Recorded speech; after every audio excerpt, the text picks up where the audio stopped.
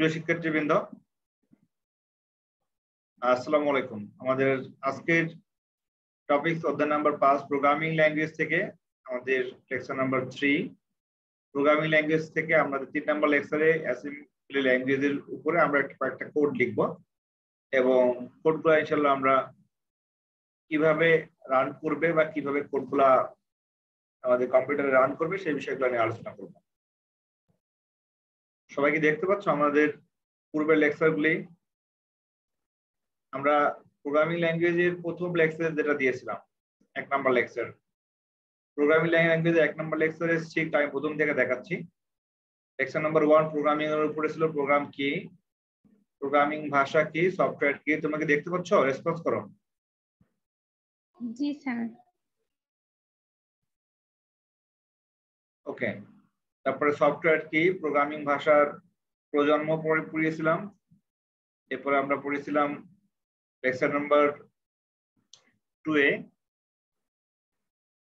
Assembly language কি, assembly ল্যাঙ্গুয়েজের সুবিধা অসুবিধা এবং অ্যাসেম্বলি ল্যাঙ্গুয়েজের ভিতরে অপকোড কি জিনিস, অপারেশন কোড কি, লেভেল কি, অপারেন্ট কি, এগুলো আমরা ব্যাখ্যা করেছিলাম। অ্যাসেম্বলি ভাষার মাধ্যমে আমরা দুইটা সংখ্যার যোগফল নির্ণয় করেছিলাম এবং সেখানে একটা অপকোডের ব্যাখ্যা করেছিলাম। তারপরে আমরা বলেছিলাম অ্যাকুমুলেটর কি, অ্যাকুমুলেটরের মাধ্যমে কিভাবে কাজ করে, অপকোড এর সংজ্ঞা দিয়েছিলাম, অপারেন্টের সংজ্ঞা দিয়েছিলাম। আজকে আমরা শুরু করব অনুবাদক সফটওয়্যার বা অনুবাদক প্রোগ্রাম।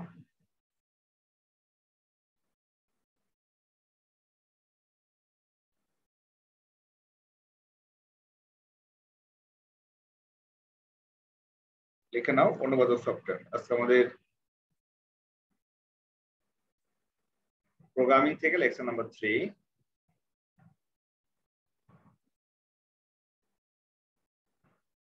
অনুবাদক সফটওয়্যার।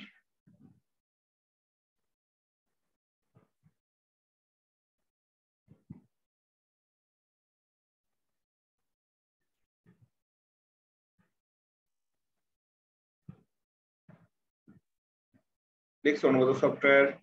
আসসালামু আলাইকুম স্যার। ওয়ালাইকুম আসসালাম। লিখে নিয়েছো অনুবাদক সফটওয়্যার?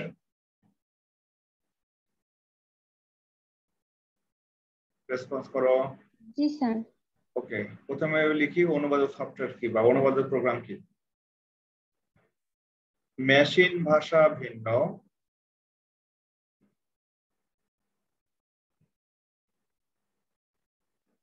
মেশিন ভাষা ভিন্ন অন্য যে কোনো ভাষায়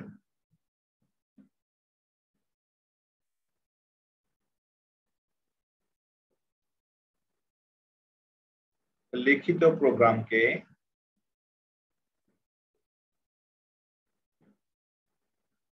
মেশিন ভাষা ভিন্ন অন্য যে কোনো ভাষায় লিখিত প্রোগ্রামকে মেশিনের ভাষায়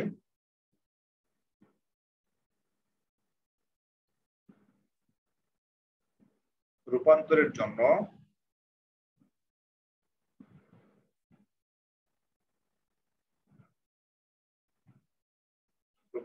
জন্য যে সফটওয়্যারের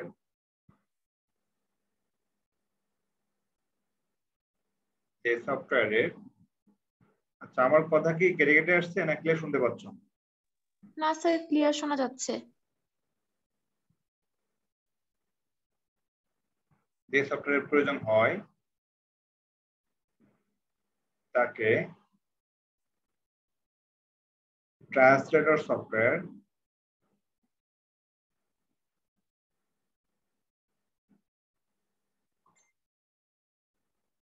বা অনুবাদক সফটওয়্যার বলা হয়, বা অনুবাদক সফটওয়্যার বা অনুবাদক প্রোগ্রাম বলা হয়। অনুবাদক সফটওয়্যার বা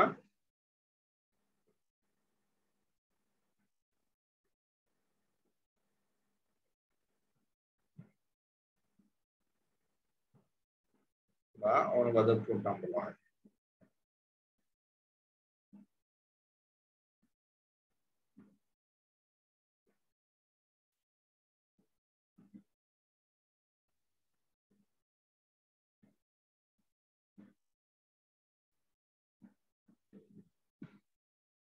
সবাই লিখে নাও সংজ্ঞাটা, এটা খুবই গুরুত্বপূর্ণ একটা সংজ্ঞা। এরপরে আসি অনুবাদক সফটওয়্যার এর হচ্ছে প্রকারভেদ। অনুবাদক সফটওয়্যার কত প্রকার?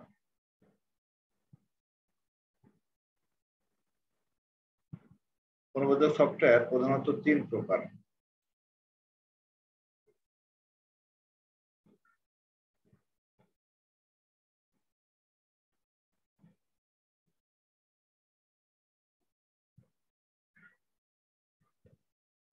নাম্বার 1 লিখে নাও, অ্যাসেম্বলার।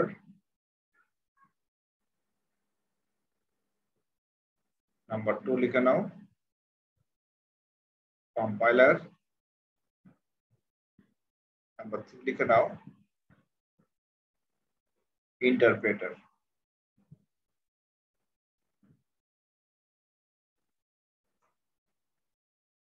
অনুবাদক সফটওয়্যার কয় প্রকার?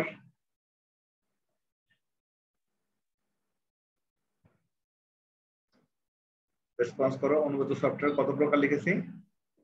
3 প্রকার। আচ্ছা, এর ভিতরে নিচের 2টা হচ্ছে কোন কাজে লাগবে? 2টা হচ্ছে উচ্চ স্তরের ভাষাকে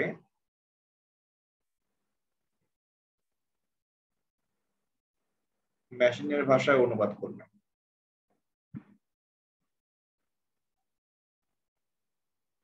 মেশিনের ভাষায় অনুবাদ করবে।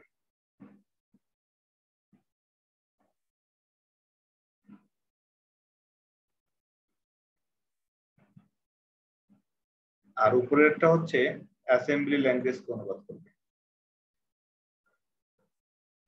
অ্যাসেম্বলি ভাষাকে মেশিনের ভাষায় অনুবাদ করবে। আমরা বলেছিলাম মেশিন ভাষা হচ্ছে কম্পিউটার নিজস্ব ভাষা। কম্পিউটার যে ভাষা খুব সহজেই রিড করতে পারে বা পড়তে পারে তাকে বলেছিলাম মেশিন ভাষা। এবং মেশিন ভাষা হচ্ছে প্রথম প্রজন্মের ভাষা। আমাদের মোট প্রজন্ম ছিল 5টা, যেটা আমি তোমার লেকচার নাম্বার 1 এ ব্যাখ্যা করেছিলাম। এখানে লেখা আছে মোট প্রজন্ম ছিল 5টা। এর ভিতরে 1 নাম্বার বলেছিলাম হচ্ছে মেশিন ভাষা। দেখো লিখেছিলাম আমাদের প্রোগ্রামিং ল্যাঙ্গুয়েজের ক্ষেত্রে যে জেনারেশন ছিল তার ভিতরে 1 নাম্বারটা ছিল মেশিন ভাষা, 2 নাম্বার ছিল হচ্ছে অ্যাসেম্বলি ভাষা, আর 3 নাম্বার ছিল হাই লেভেল ভাষা, তারপরে ভেরি হাই লেভেল ভাষা, তারপরে ন্যাচারাল ভাষা। মোট কয়টা ছিল ল্যাঙ্গুয়েজ? 5টা। 5টার ভিতরে কম্পিউটারের নিজস্ব ভাষা কোনটা? মেশিন ভাষা। মেশিন ভাষা। এই মেশিন ভাষা বাদে বাকি যে 4টা ভাষা, এই 4টা ভাষাকে অনুবাদ করতে হবে। কেন অনুবাদ করতে হবে? আর কম্পিউটার প্রথমটাই বুঝে, বাকিগুলো বুঝে না। যেহেতু কম্পিউটার বোঝে না, তার মানে কম্পিউটার এই দ্বিতীয়, তৃতীয়, চতুর্থ, পঞ্চম এই 4টা প্রজন্মের ভাষাকে অনুবাদ করে মেশিনের ভাষায় নিতে হবে। এই নেওয়ার দিয়ে দেওয়ার জন্য যে সফটওয়্যার লাগবে সেই সফটওয়্যার নাম হলো অনুবাদক সফটওয়্যার।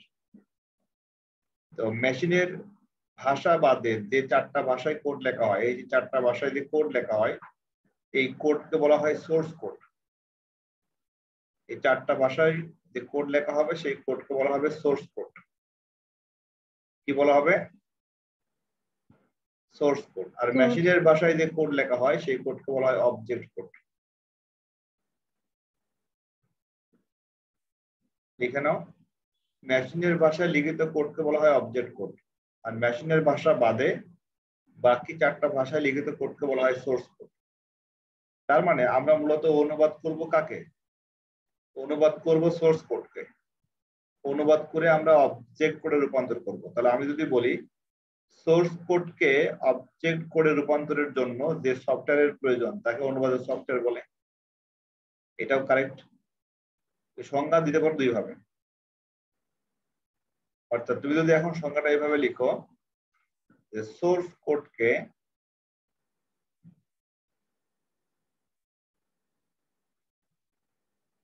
অবজেক্ট কোডে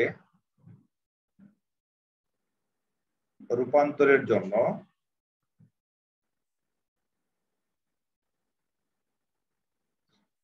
যে সফটওয়্যারের প্রয়োজন।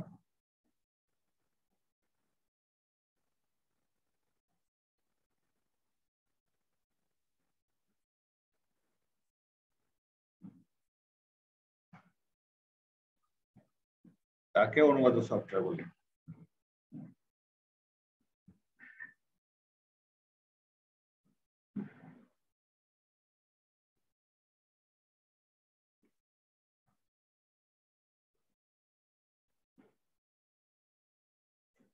ঠিক আছে, লিখে নিয়েছো? আমরা কিন্তু অনুবাদক সফটওয়্যার বা অনুবাদক প্রোগ্রামের সংজ্ঞা দিয়েছিলাম দুইভাবে। একটা হচ্ছে মেশিন ভাষা বাদে অন্য যে কোনো ভাষায় লিখিত প্রোগ্রামকে মেশিনের ভাষায় রূপান্তরের জন্য যে সফটওয়্যারের প্রয়োজন হয় তাকে অনুবাদক সফটওয়্যার বলে, অথবা সোর্স কোডকে অবজেক্ট কোডে রূপান্তরের জন্য যে সফটওয়্যারের প্রয়োজন হয় তাকে অনুবাদক সফটওয়্যার বলে। তোমরা দুটো সংজ্ঞাকে ক্লিয়ার বুঝতে পারছো?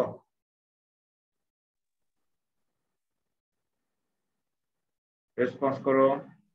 Yes, sir. জি স্যার। অনুবাদক সফটওয়্যার বলেছিলাম কয় প্রকার?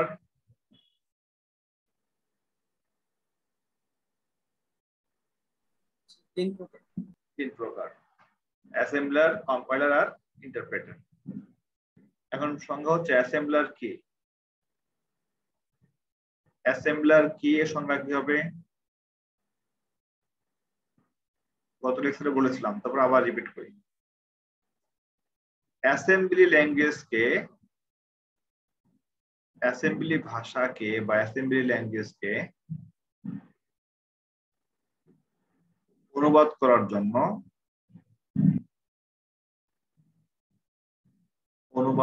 জন্য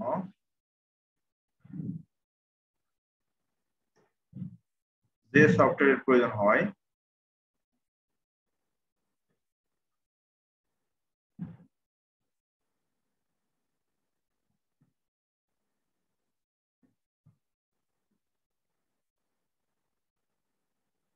তাকে অ্যাসেম্বলার বলে।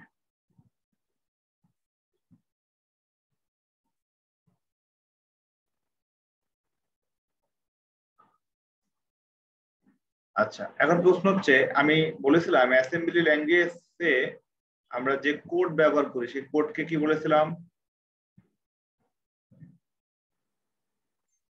অ্যাসেম্বলি ল্যাঙ্গুয়েজের কোডকে আমরা বলেছিলাম অপকোড। কি বলেছিলাম বলো? অপকোড। অপকোড বা কি অপারেশন কোড? অপকোড বা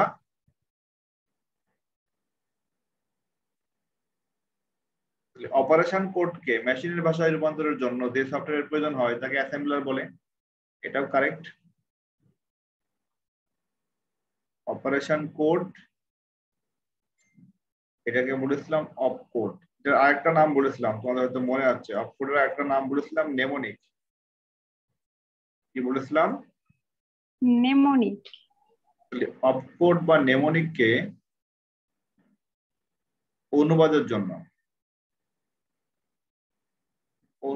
জন্য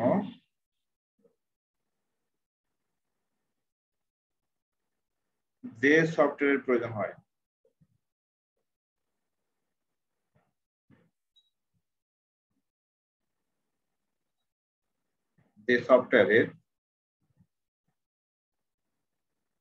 হয় তাকে অ্যাসেম্বলার বলে।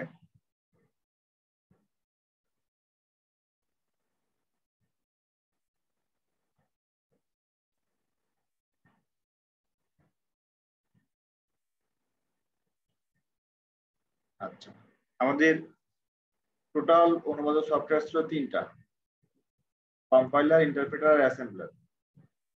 আমরা আজকে অ্যাসেম্বলারের সংজ্ঞা এখন দিয়েছি, এখন দিব কম্পাইলার এবং ইন্টারপ্রেটারের সংজ্ঞা। কম্পাইলার আর ইন্টারপ্রেটার এই দুইটা মূলত হাই লেভেল ল্যাঙ্গুয়েজকে অনুবাদ করবে।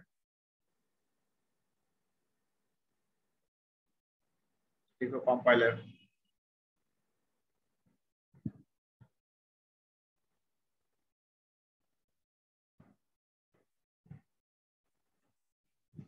কম্পাইলার লেখার পূর্বে তোমাদের কাছে আমি জানতে চাচ্ছি কম্পাইল শব্দের অর্থটা কি? কম্পাইল শব্দের অর্থ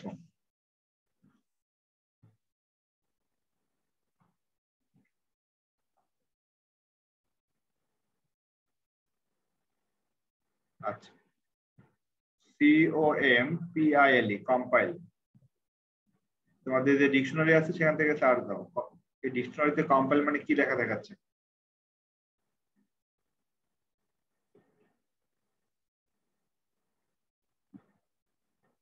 কম্পাইল মানে কি লেখা দেখাচ্ছে জানিয়ে দাও।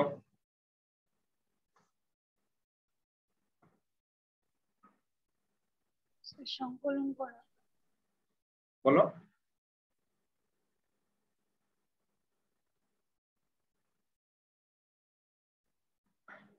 বুঝি নাই, বলো একটু, মাইকটা ধরে বলো। সংকলন করা। সংকলন, সংকলন করা। সংকলন, সংকলন শব্দের অর্থটা একটু ভেঙে বলি।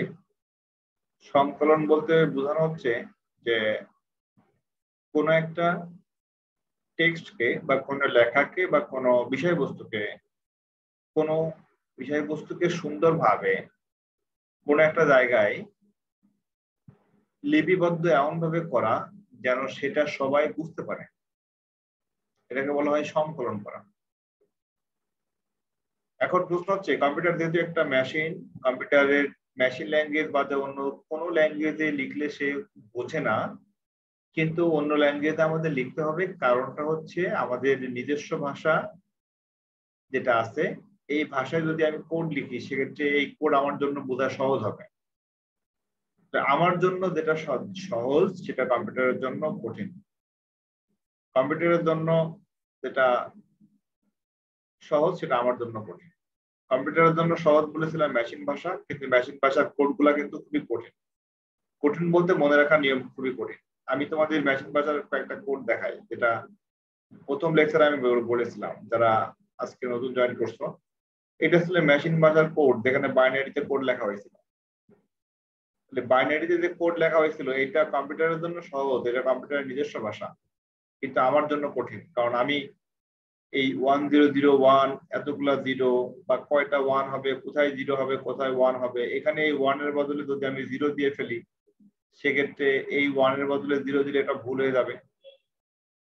তাহলে ভুল প্রোগ্রামের জন্য সেটাকে বলা হবে বাগ, পিউজি বাগ। বাগ মানে প্রোগ্রামের ভুল। যেটা আমার জন্য মনে রাখা কঠিন সেটা কম্পিউটারের জন্য সহজ, কারণ কম্পিউটারের নিজস্ব ভাষা বাইনারিতে লেখা হয়। কিন্তু আমি যে ভাষায় কোড লিখি বর্তমানে, বা তোমরা যেটা কোড লিখবা তোমাদের কম্পিউটার ল্যাবে, এই কোড হলো সি ল্যাঙ্গুয়েজ বা সি ভাষাই প্রোগ্রামিং ল্যাঙ্গুয়েজ।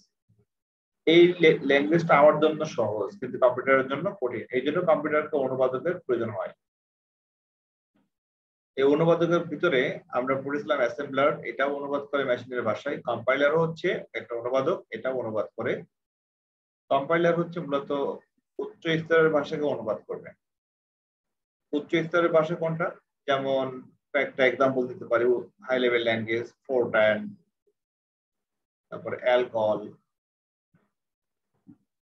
তারপর হচ্ছে সি, সি প্লাস প্লাস, তারপরে C sharp, C hash, C এর অনেকগুলো ভার্সন আছে। এরপরে তোমার বেসিক, তারপরে QBasic, Oracle, Java, JavaScript, তারপরে কটলিন, এগুলো হচ্ছে হাই লেভেল ল্যাঙ্গুয়েজ। তো এই হাই লেভেল ল্যাঙ্গুয়েজকে অনুবাদ করতে হলে তোমাকে অবশ্যই সফটওয়্যার প্রয়োজন হবে, যে সফটওয়্যারকে বলা হচ্ছে অনুবাদক সফটওয়্যার। তাহলে আমরা এখন যেটা দেখবো কম্পাইলার এর কাজটাকে। কম্পাইলারের সংজ্ঞাটা আগে লিখে নাও, যে হাই লেভেল ল্যাঙ্গুয়েজ বা উচ্চ স্তরের ভাষাকে মেশিনের ভাষায় রূপান্তরের জন্য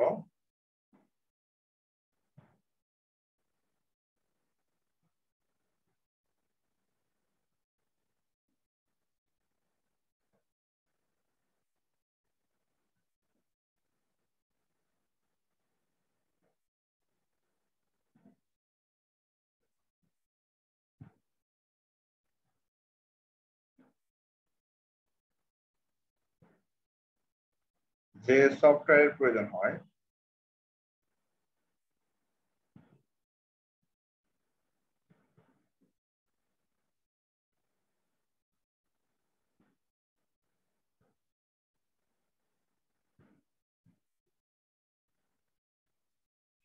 তাকে কম্পাইলার বলে।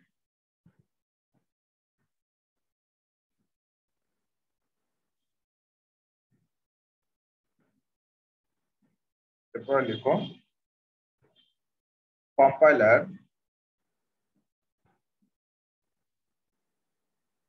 সম্পূর্ণ প্রোগ্রামকে একবার পড়ে। সম্পূর্ণ প্রোগ্রামকে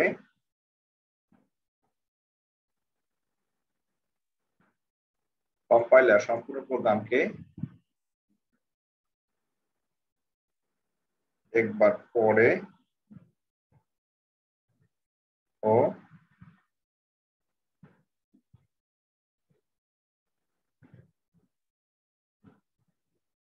একবারেই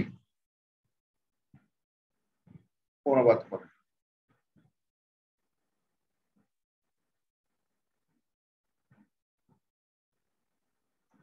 কোনো ভুল থাকলে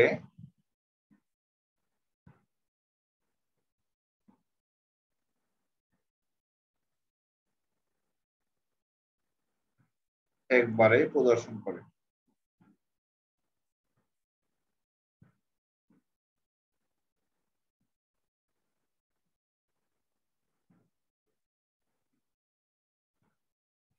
কোনো ভুল থাকলে একবারে প্রদর্শন করে। প্রোগ্রামের যে ভুল হয় এই ভুলকে বাগ বলা হয়। এটা কোটেশন দিয়ে লিখে নিতে পারো। প্রোগ্রামের ভুলকে বাগ বলে।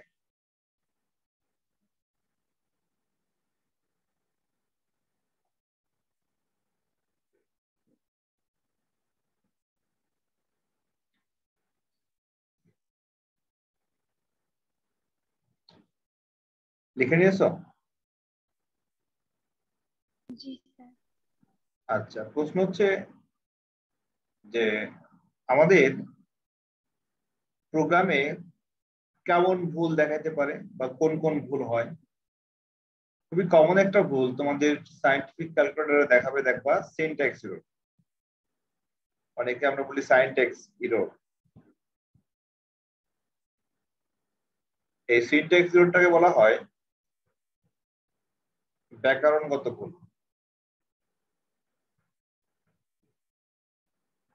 ব্যাকরণগত ভুল যেমন তুমি যদি তোমার সায়েন্টিফিক ক্যালকুলেটরে 2 ট্যাব লগ প্রেস করো তখন দেখবা সিনট্যাক্স এরর দেখাবে। যদি প্র্যাকটিক্যালি চেক করতে চাও সেক্ষেত্রে এটা প্রেস করো, দেখবা সিনট্যাক্স এরর দেখাবে।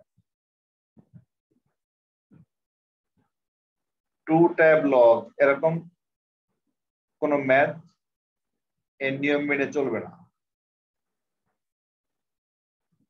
অর্থাৎ আমার প্রোগ্রামের ভিতরে যখন আমি কোনো ব্যাকরণের ভুল করব, যেমন আমরা সাধারণ একটা সেন্টেন্স বলি যে আই গো টু হোম আর আই গো হোম, তোমার একটা টু বসে না। এখন প্রশ্ন হচ্ছে আমি যে সেন্টেন্স লিখেছি এখানে যে সিনট্যাক্স লেখা আছে, সিনট্যাক্স বলতে সাবজেক্ট ভার্ব আর অবজেক্ট, এটা যদি আমি ফলো না করি, যদি আমি এমন লিখি যে আই হোম গো, যে ভুলটা হবে সেই ভুলটাকে বলা হবে সিনট্যাক্স ভুল। তাহলে প্রোগ্রামের ক্ষেত্রে একই রকম, তুমি যদি ব্যাকরণের ভুল করো সেই ভুলকে বলা হবে কি ভুল বলো? সিনট্যাক্স এরর, ব্যাকরণগত ভুল। হ্যাঁ, মনে করো আমাকে এক জায়গায় দিতে হবে ক্লোজ সাইন, আমি দিয়ে দিলাম সেমিকোলন সাইন। অথবা আমাকে এক জায়গায় লিখতে বলা হয়েছে যে প্রিন্টএফ, PRINTF, প্রিন্টএফ এভাবে লিখতে বলা হয়েছে। এখন আমি এটা না লিখে আমি লিখলাম প্রিন্টএফ এভাবে। তাহলে এখানে ভুলটা কোথায় বলো তো?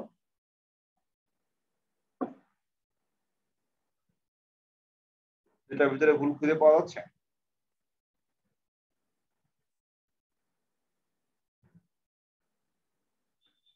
একটা বড় হাতে একটা ছোট হাতে। হ্যাঁ, স্যার এই যে পি পিটা বড় দেখো হাতে। বড় হাতে, তাহলে এটা কিন্তু ভুল।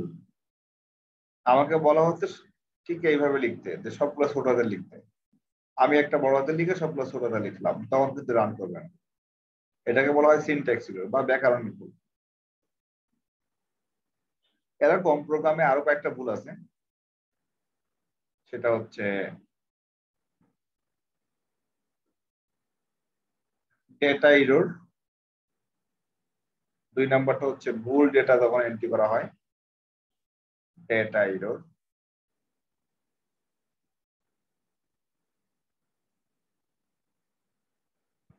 ডেটা এরর বা ডেটার ভুল।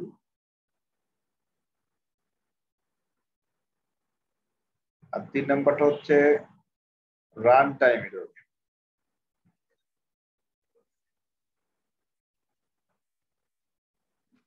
3 নাম্বারটা লিখো রান টাইম এরর বা নির্বাহ ভুল।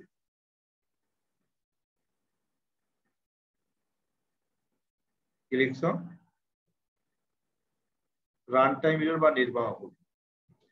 এই রান টাইম এররকে বলা হয় এক্সিকিউশন এরর। মানে প্রোগ্রাম এক্সিকিউট করার সময় বা প্রোগ্রাম চালু হওয়ার সময় যে ভুলটা হয়। আর 4 নম্বর আরেকটা হচ্ছে লজিক্যাল এরর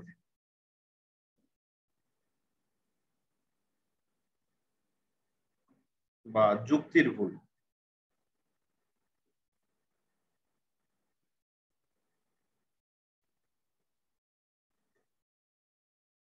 এখন আসি যে রান টাইম এরর বা যুক্তির ভুল বা লজিক্যাল এরর কখন হয়। মনে করো তুমি একটা প্রোগ্রাম লিখছো এমন যে মার্ক গ্রেটার দ্যান 33, তাহলে পাস।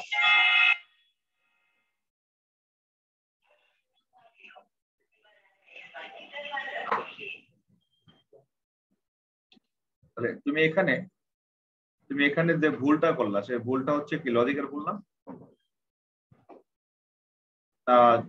এটা ঠিক আছে। বর্তমানে লজিক্যাল ভুলটা কখন কখন হতো দেখো, তুমি যদি এমন লিখতে যে mark less than 33, mark less than 33 যদি এইটা লিখতা তাহলে তোমার ফলাফল পাস আসতো না ফেলে আসতো?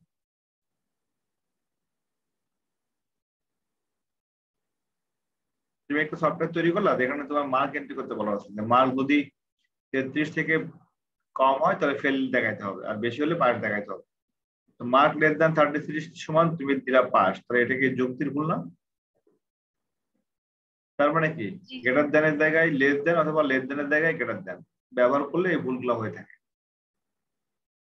আচ্ছা, এরপরে আসি নির্বাহ ভুল বা এক্সিকিউশন এরর। সেটা হচ্ছে তুমি যদি শূন্যকে 2 দিয়ে ভাগ করো বা শূন্যকে কোনো কিছু দিয়ে ভাগ করো, তখন কম্পিউটার সেটাকে এক্সিকিউট করতে পারবে না। পারবে?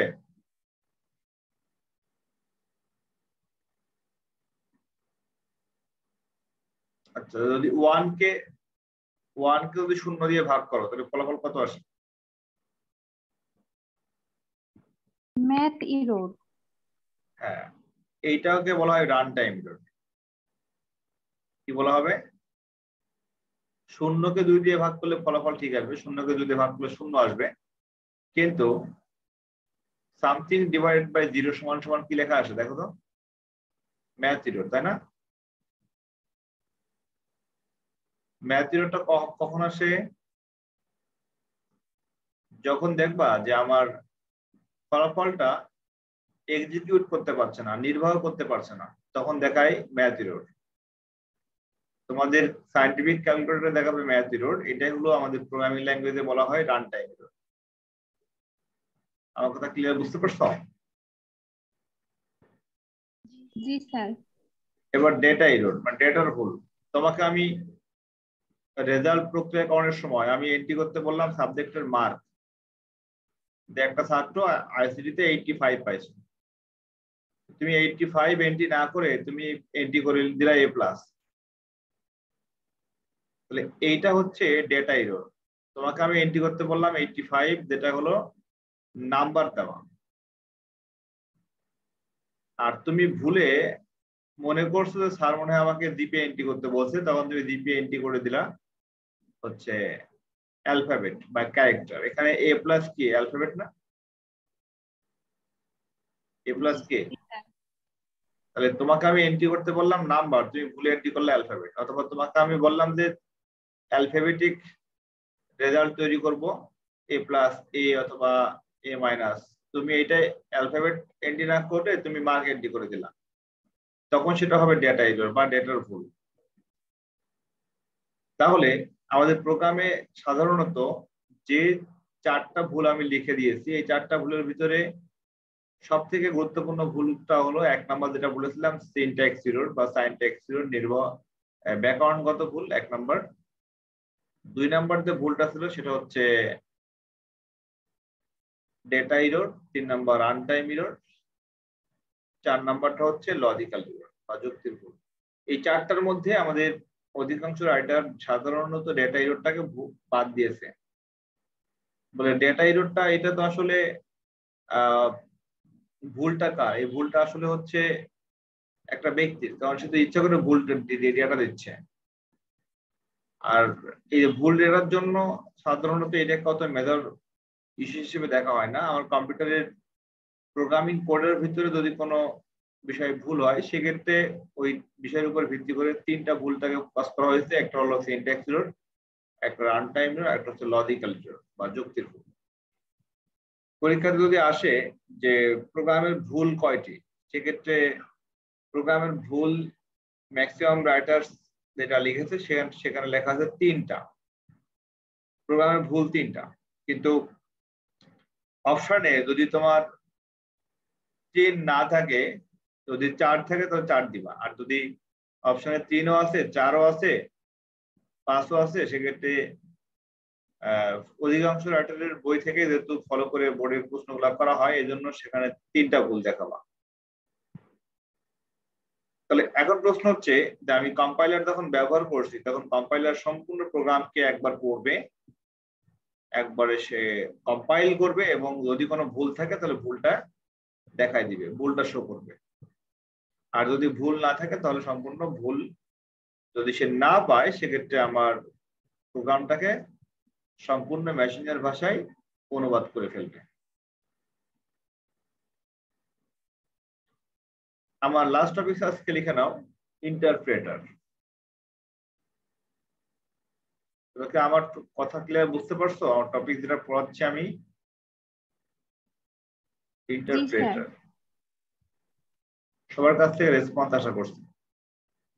ইন্টারপ্রেটার শব্দের অর্থটা কি? এটাও ডিকশনারি সার্চ দাও, ইন্টারপ্রেটার মানে কি? হয়তোবা দেখাবে দোভাষী। স্যার ট্রান্সলেট করা, অনুবাদ করা। ইন্টারপ্রেটার মানে হচ্ছে দোভাষী বা অনুবাদক। বিভিন্ন কোম্পানিতে বা ইন্টারপ্রেটার নিয়োগ দেওয়া হয় বাইরের দেশের সাথে কথা বলার জন্য। যেমন বর্তমানে পদ্মা ব্রিজে যারা কাজ করছে বা রূপপুর পাওয়ার প্ল্যান্টে যারা কাজ করছে, রূপপুর পাওয়ার প্ল্যান্টে যে সমস্ত ইঞ্জিনিয়ার গুলা কাজ করছে সবাই ম্যাক্সিমাম রাশিয়ান ইঞ্জিনিয়ার, কারণ রূপপুর মেগা প্রজেক্ট গুলা রাশিয়ানদের মাধ্যমেই মূলত এই প্রজেক্টটা বাস্তবায়ন হচ্ছে। তোমরা হয়তো জানো যে বিশ্বের সব থেকে ইউরেনিয়াম যে চুল্লি বা পারমাণবিক চুল্লির ভিতরে সব থেকে মডার্ন টেকনোলজি ইউজ করে রাশিয়া।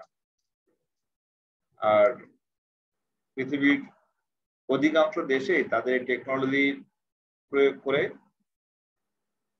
বিদ্যুৎ তৈরি করা হয়, যেটাকে আমরা বলি যে পারমাণবিক বিদ্যুৎ কেন্দ্র।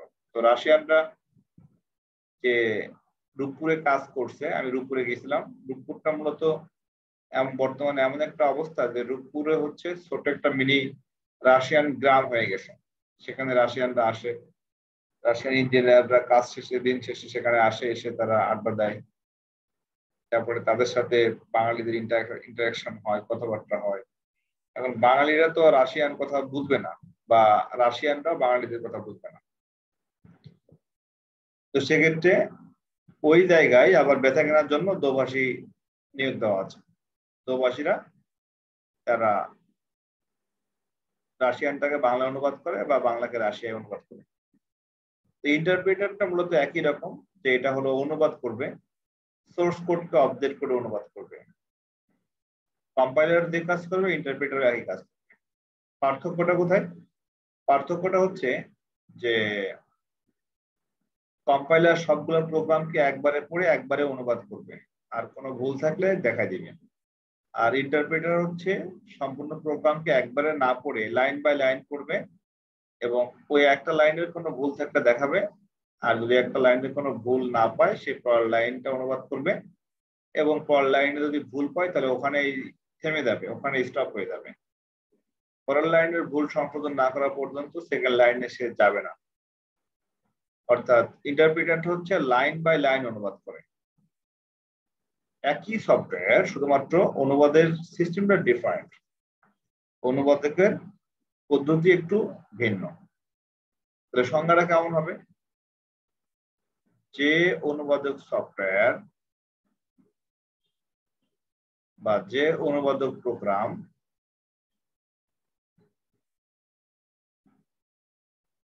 সোর্স কোডের, আমরা মূলত সোর্স কোডকে অবজেক্ট কোডে রূপান্তর করব, সোর্স কোডের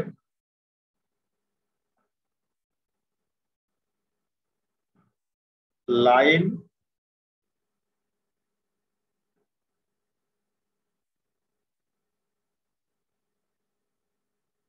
সোর্স কোডের একটি করে লাইন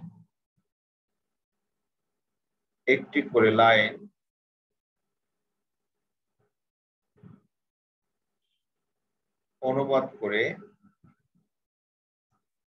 মেশিনের ভাষায়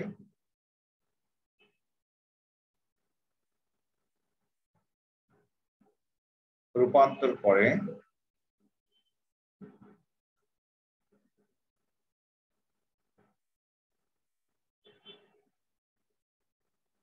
তাকে ইন্টারপ্রেটার বলে।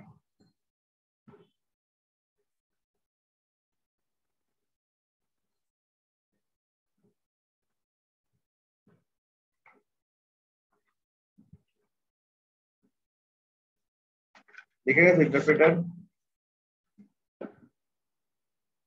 জি স্যার। আচ্ছা, এখন আমি যদি তোমাদের প্রশ্ন করি, তাহলে কম্পাইলার আর ইন্টারপ্রেটার একই কাজ করবে, দুটোই অনুবাদ করবে, কিন্তু একটা সম্পূর্ণ প্রোগ্রামকে অনুবাদ করবে, একটা লাইন বাই লাইন অনুবাদ করবে। তাহলে বলো তো কোনটা দ্রুত কাজ করবে আর কোনটা ধীরে কাজ করবে?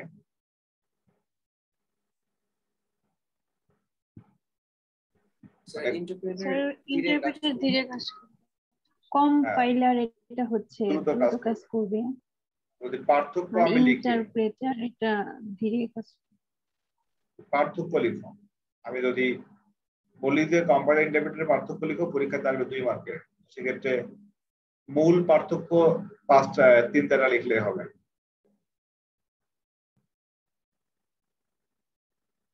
কম্পাইলারের ক্ষেত্রে কি লিখতে হবে?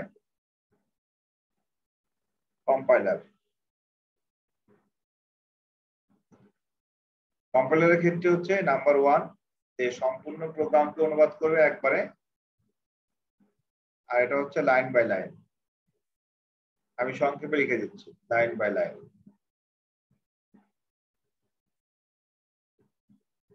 আর 2 নাম্বারটা হচ্ছে এটা দ্রুত কাজ করে, আর এটা কি ধীরে কাজ করে।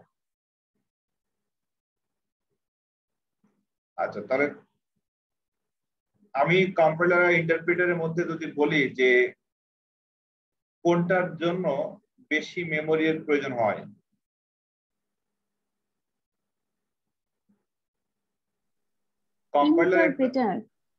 কম্পাইলার একটা সফটওয়্যার আর ইন্টারপ্রেটার একটা সফটওয়্যার। কম্পাইলার কিন্তু সম্পূর্ণ প্রোগ্রামকে একবারেই অনুবাদ করে মেশিনের ভাষায় দেখায়, তাই না? তাহলে আমার কম্পাইলারের মেমোরি বড় না ইন্টারপ্রেটারের মেমোরি বড়?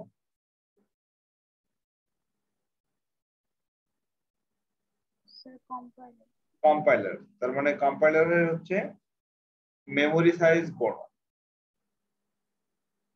বিষয়টা হচ্ছে এমন যে একজন ব্যক্তি, ধরে নাও যে সে দোভাষী হিসেবে কাজ করবে, তো একজন রাশিয়ান ব্যক্তির সমস্ত কথা সে একবারে শুনলো, ধরে নাও সে 2 মিনিট ধরে তার সব কথা শুনে তারপরে একবারে অনুবাদ করে দিল, এটা এটা হচ্ছে কম্পাইলার।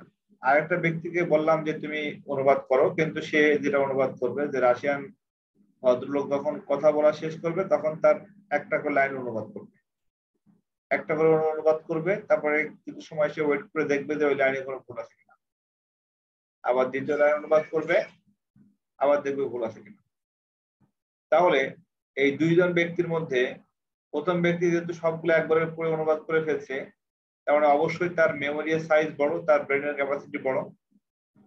এই দৃষ্টিকোণ থেকে কম্পাইলার অপেক্ষাকৃত বড় প্রোগ্রাম আর ইন্টারপ্রিটার অপেক্ষাকৃত ছোট প্রোগ্রাম। মেমোরি বড় আর এটা মেমোরি ছোট, মানে তুলনামূলকভাবে মেমোরি ছোট। আমার কথা কি বুঝতে পারছো? জি স্যার। আর কোন একটা প্রোগ্রাম একবার কম্পাইল করলে সেকেন্ড টাইম কম্পাইল করার প্রয়োজন হয় না। আর ইন্টারপ্রিটারের ক্ষেত্রে যখনই প্রোগ্রামটা বারবার রান করা হয় তখনই বারবারই ইন্টারপ্রেট করতে হয়। অর্থাৎ একবার কম্পাইল করলে দ্বিতীয়বার কম্পাইল করা লাগে না, দ্বিতীয়বার কম্পাইলের প্রয়োজন নাই, কম্পাইলের প্রয়োজন নাই। লিখলাম কম্পাইল নাই। আর এখানে 4 নম্বরটা হচ্ছে প্রতিবারেই অনুবাদ করতে হয়।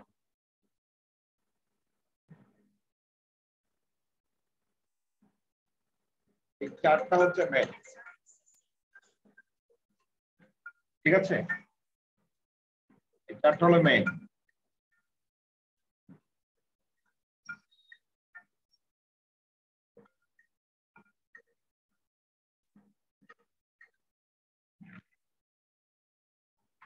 জি স্যার।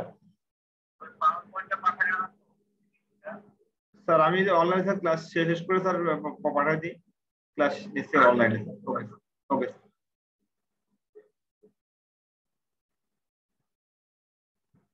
তাহলে কম্পাইলার আর ইন্টারপ্রিটারের ভিতরে পার্থক্যটা কি?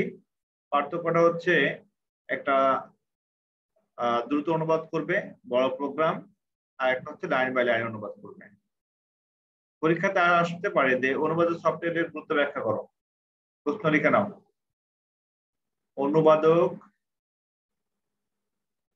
সফটওয়্যারের গুরুত্ব ব্যাখ্যা করো।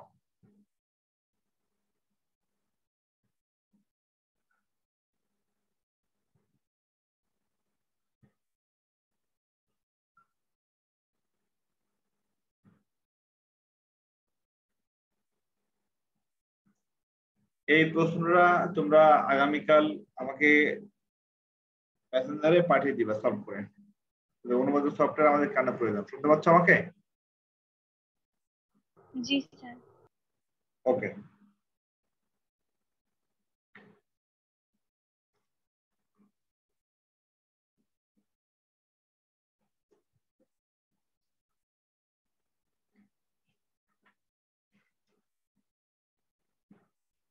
আমি আজকে আর কন্টিনিউ করবো না। আজকে যেগুলো পড়িয়েছি এই টপিকগুলো বাসায় একটু রিডিং পড়ো। আমাদের আগামী লেকচারে আমরা একটি প্রোগ্রাম তৈরি করার ধাপ কয়টা হবে সেগুলো ব্যাখ্যা করবো, কারণ আজকে আবার ধাপ শুরু করলে এটা অর্ধেক পড়লে বুঝতে পারবো না। সম্পূর্ণ ধাপটা শেষ করতে হবে। প্রোগ্রামের যতগুলো ধাপ আছে এটা আমি আগামী লেকচারে ইনশাল্লাহ শেষ করব। আর আমাদের গত ক্লাসের রেকর্ডগুলি আজকে ইনশাল্লাহ আমি দিয়ে দিব। তো সবাই ভালো থেকো। আল্লাহ হাফিজ। আসসালামু আলাইকুম। আসসালামু আলাইকুম। আসসালাম।